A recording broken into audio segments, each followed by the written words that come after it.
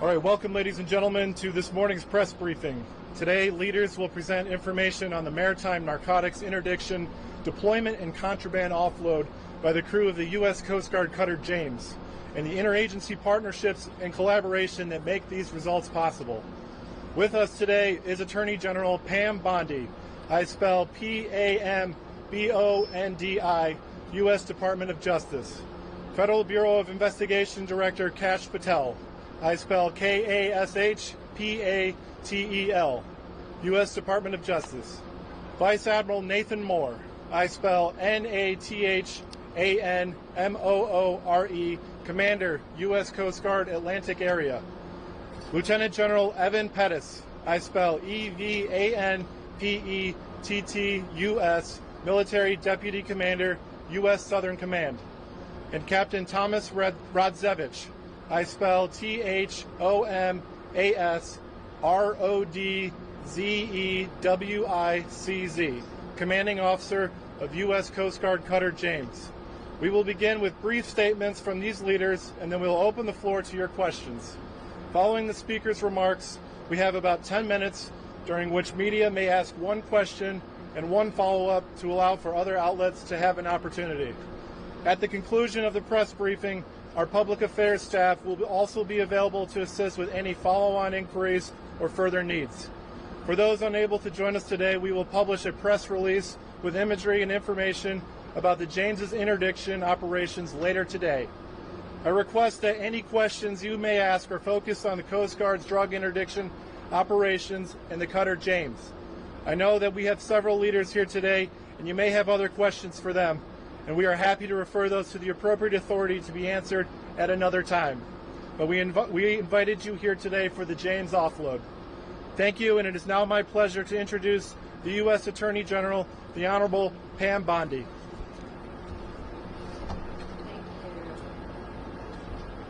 Gentlemen, thank you. Kash, thank you. Director Patel, and I've got Acting U.S. Attorney Greg Kehoe, Middle District of Florida behind me. Thank you all for being here today. Today's operation is an example of the unprecedented collaboration between the military and the Department of Justice components, working closely with the U.S. Coast Guard. And look at all these great men and women in the Coast Guard. Thank you so much for your dedication. This is a textbook example of the Justice Department supporting the fight against violent crime. These drugs are worth over $500 million. Almost 45,000 pounds of cocaine, pure cocaine, uncut, and 3,800 pounds of marijuana. Congratulations again to the Coast Guard. You have done incredible work, Admiral, and your team, Captain, in securing these drugs. This team, with all the agencies I just mentioned, used drones, aircraft, and ships to interdict the traffickers off the coast of Peru, Ecuador, and the Galapagos Islands. What they did saved countless American lives. Countless lives. This cocaine would have been distributed throughout our country and perhaps throughout our world. 11 separate prosecutions will take place as a result of this, and they will be prosecuted in the Middle District of Florida. These defendants will be held accountable for bringing this poison into our country. I always say if we can save one life, we have done amazing work. And today we have saved thousands and thousands of lives as a result of this incredible cooperation. We believe two cartels, CJNG and Sinaloa, were heavily tied to these shipments. This is a major blow to their financial operations and their efforts to distribute drugs throughout our country. It's an example of a prosecutor-led, intelligence-driven approach to stopping these criminal enterprises in their tracks.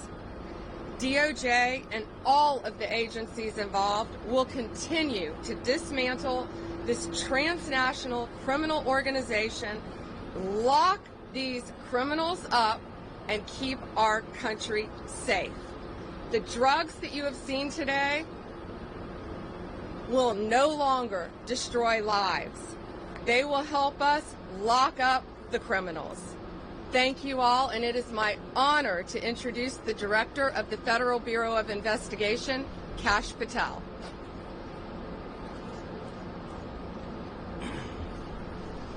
Thank you all for being here.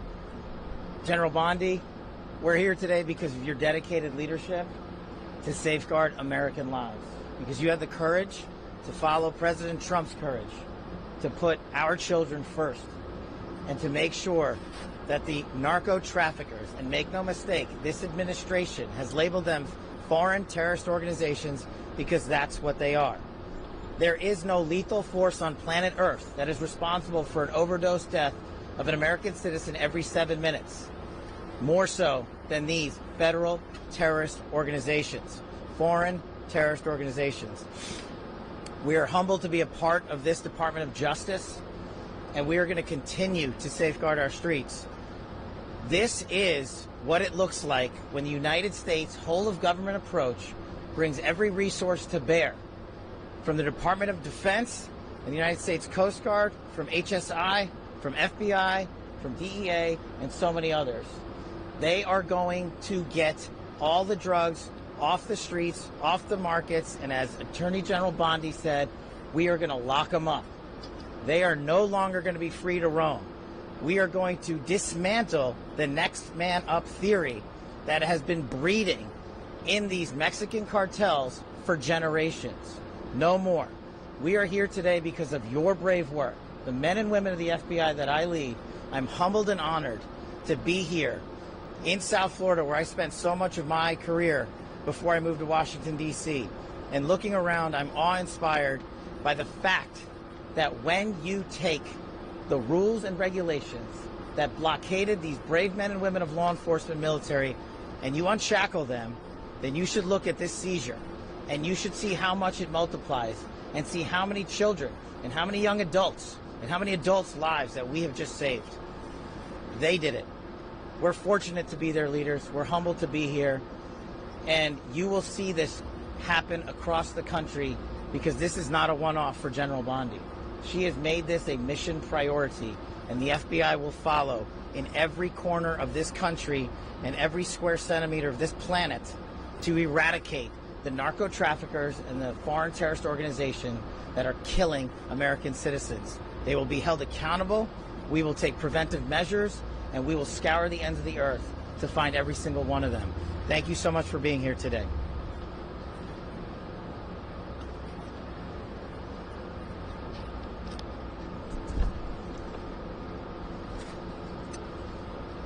Good morning.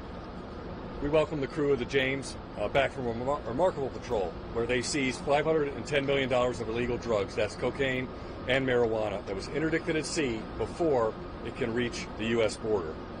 So what does that number actually mean?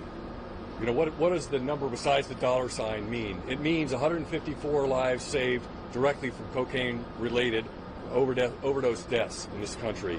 It means that there's almost 11,000 less new cocaine users that are going to get access to the drugs. It means that we've saved at least $16.5 million on costs related to inmate care and health care for people inflicted with these drugs.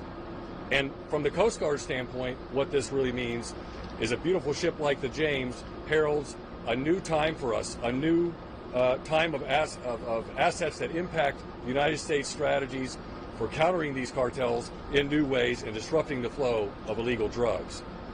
Just since February, the combined efforts of Coast Guard cutters James, Stone, Weishi, and Mohawk yielded over 59 metric tons of narcotics seized. That's $1.5 billion of revenue to the cartels.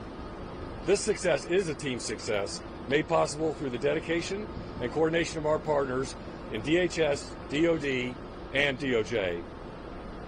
Every day, the Coast Guard controls, secures, and defends the border and maritime approaches of this country, proudly serving as part of DHS at all times and as a military service and part of the armed forces.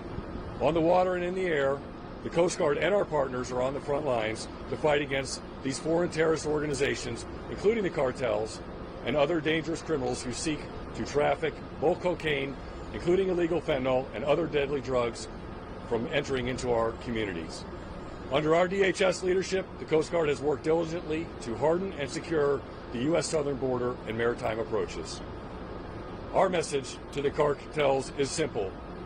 We own the sea. You do not. We will find you, we will hunt you down, we will stop you before you reach our border, before you can smuggle these drugs into our country. To the crew of the James you see here and all of our partners gathered, thank you for the great work keeping America safe. Thank you very much, everyone. Semper Paratus.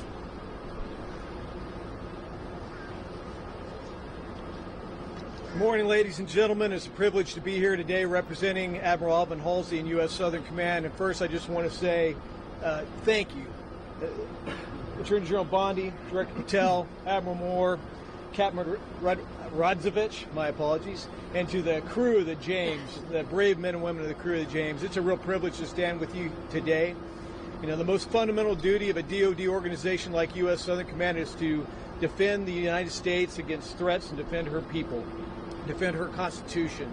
But this is a threat that by law, policy, design, DoD can't get after alone. It takes a team, and it's a privilege to be part of this team. You've heard the facts of what these amazing men and women have done, what the organizations that these amazing leaders have accomplished. But I just want to say thanks. You know, there is it is amazing to watch in action the machine that is our government interagency getting after this problem set. I think it starts and ends with the Department of Justice. The intelligence that we get from the prosecutions, the intelligence we get from the FBI, intelligence we get from other sources, tips and cues us to do the DoD detection and monitoring mission, and then we get the actions on the objective from the brave men and women of the James and crews like them to grab those drugs and bring them back for further prosecution and investigation. And it's a virtuous cycle. It's an amazing thing to watch. At Joint Interagency Task Force South in U.S. Southern Command, it all comes together with the addition of 14 interagency partners and law enforcement and defense representatives from 21 partner nations. This is an incredible achievement, an incredible whole of government and partner nation accomplishment. So I'm just proud to be here today and to say thanks to the brave men and women defending our nation. Thank you.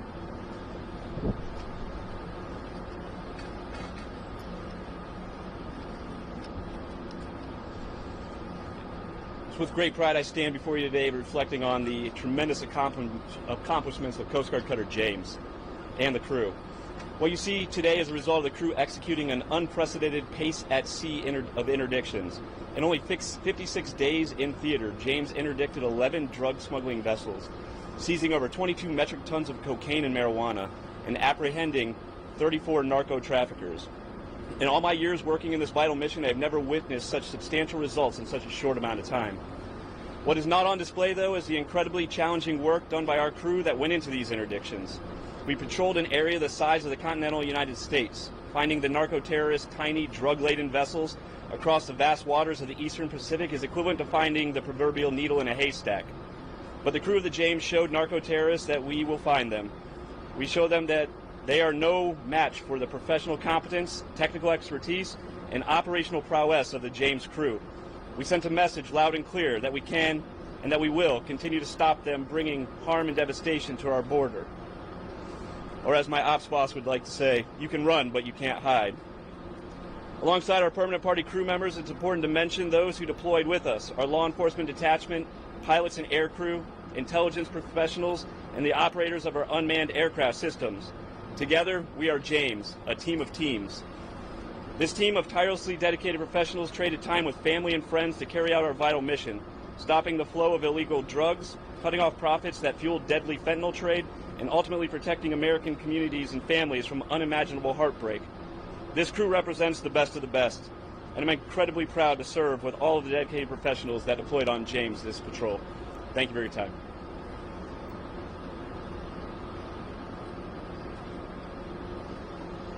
So we have a brief period for question and answer. Before we open up the question and answer, I'll ask that you raise your hand and then We'll call on you. Please state which speaker your question is for, what your name is, and which media outlet you're from. And again, as a reminder, we invited you here for the contraband offload, so please keep the questions on topic related to the interdictions of maritime interdictions of contraband at sea. So with that, I'll ask a first question over here. Yes, sir.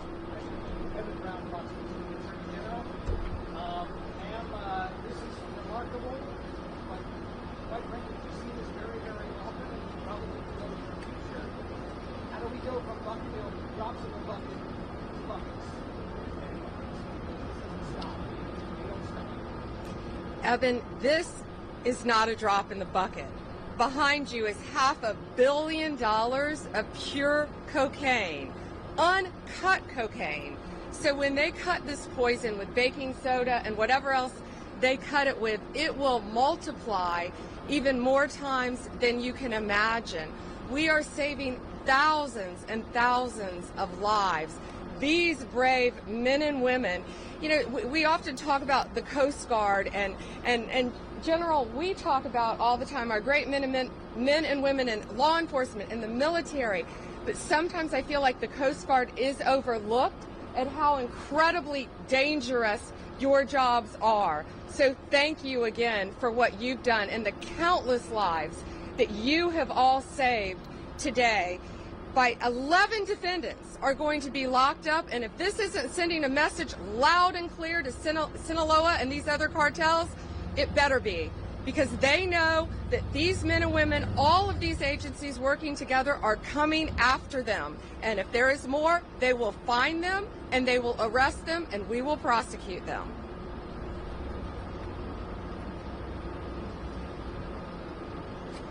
Thank you. Next question.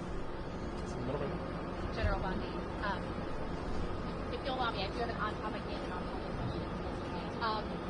On topic, I wanted to ask, can you tell us a little bit more about the 11 defendants who were arrested? Where are they from? What is their role in this operation? And where were these drugs headed? Have we released that yet? Still sealed, I'm sorry, about the 11 defendants. Okay. But they are tied to the two cartels that we mentioned. Okay. And then on the Alien Enemies Act, the Supreme Court ruled this week that the immigrants were being removed or entitled to due process, a chance to challenge their removal.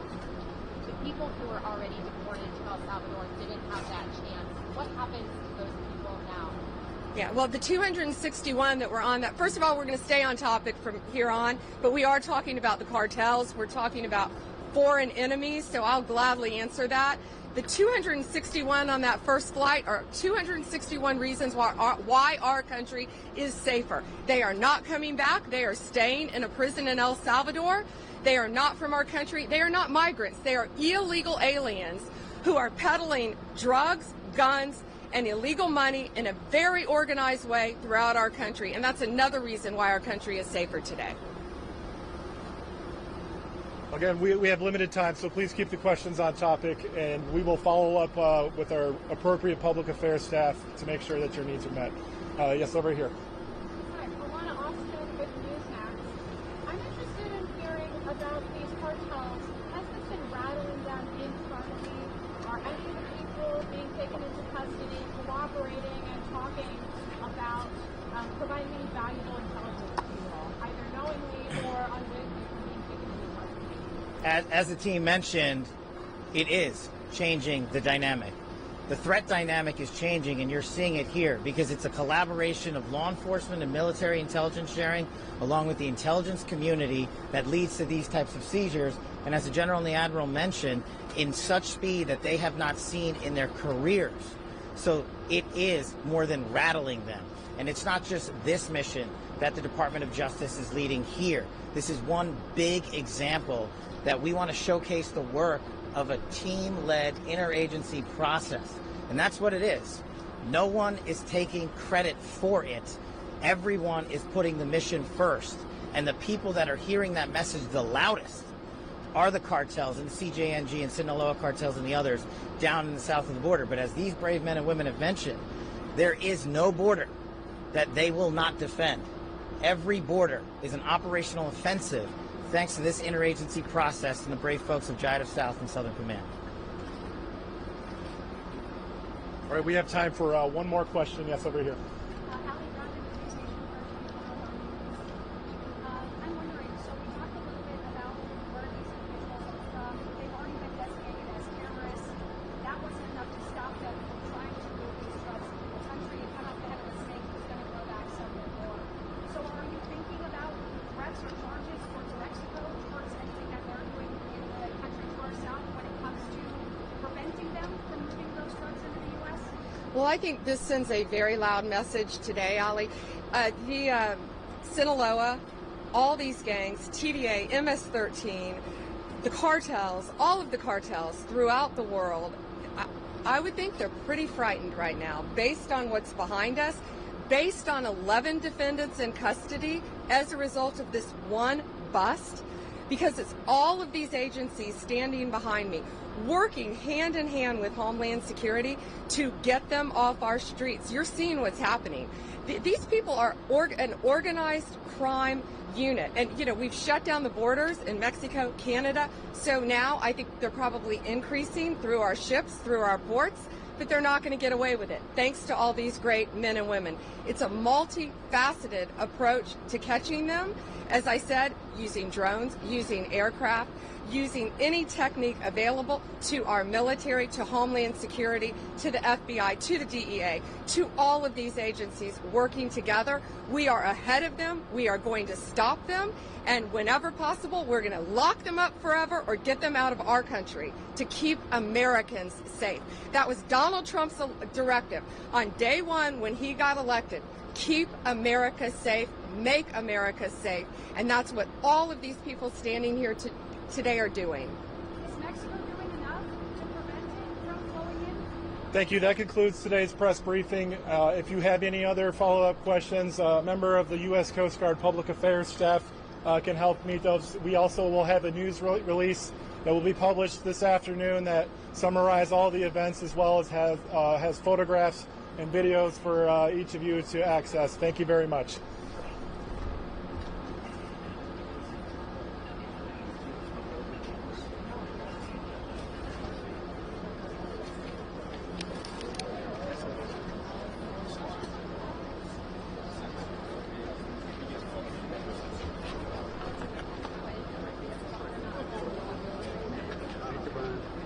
All right, right here. 1, 2, 3. Thank you very much.